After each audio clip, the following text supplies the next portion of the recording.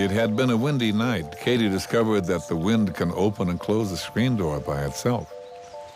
Orbie learned that it whistles through the trees. And Chance found out that sleeping on the porch on a windy night can really ruffle your fur. After breakfast, Katie and Orbie hurried outside to play. Orbie carried 2 badminton rackets and a birdie. They were going to have a game of badminton. Katie took one of the rackets and hurried to the far side of the net. Orbie held the birdie up high, swung the racket back as far as he could, and just as he hit the birdie over to Katie, Dad called to stop him. But it was too late. The wind wanted to play badminton too. So it lifted the birdie up higher and higher in the air. As Katie watched it, she knew she would never get a chance to hit it back. Up and up it went until it disappeared from view. Dad said that perhaps it wasn't the best day to play badminton. Katie and Orbie had to agree. Later on, when Katie and Orbie were swinging in the hammock, Katie had a great idea. Orbie almost spun around backwards as she raced over and picked up the soccer ball. It was definitely too heavy for the wind to lift up. Orbie waited on one side of the lawn while Katie got all set to kick the ball. She told Orbie to move back. It was going to be amazing. And she was right. When Katie kicked the soccer ball, it rose up and then surged along toward Orbie. Orbie got ready to kick it back, but out of the blue, the soccer ball took a sharp turn and, caught up by the wind, it shot out over the lake. It didn't land on the water until a wave reached up and touched it.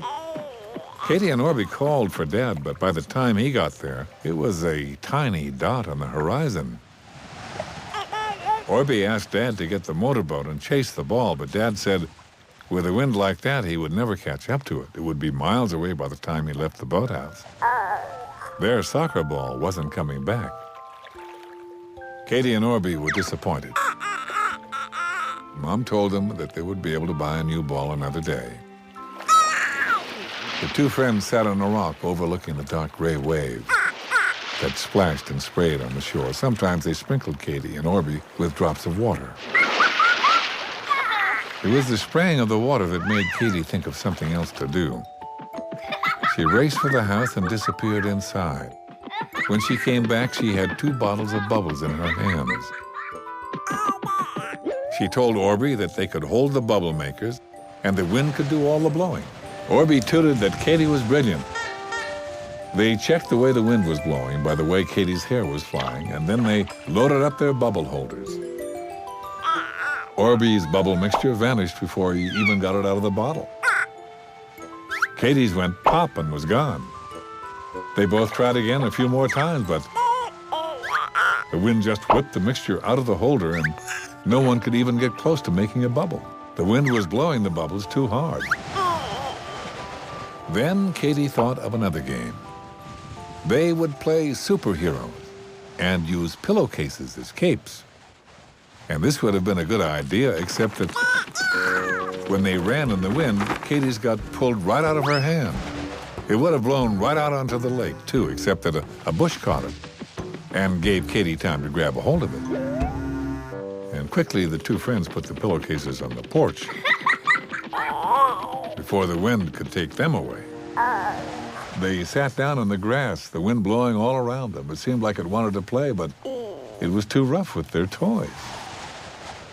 Just then, Dad rounded the corner of the cottage carrying 2 life jackets and asked them to follow him down to the little cove beach where they swim.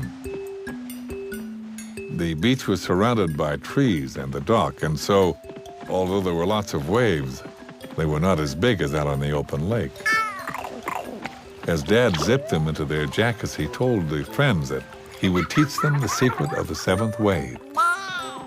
Well, I don't have to tell you that the moment the 2 friends heard that, they were interested. They walked out onto the dock beside the beach. Dad asked them to sit in the dock and watch as he showed them the secret. He climbed into the water. The waves splashed and moved around him. When one really big wave came, Dad asked them to count the number of waves that followed. Katie and Orbie did. When they got to 5, Dad bent his body over and got ready.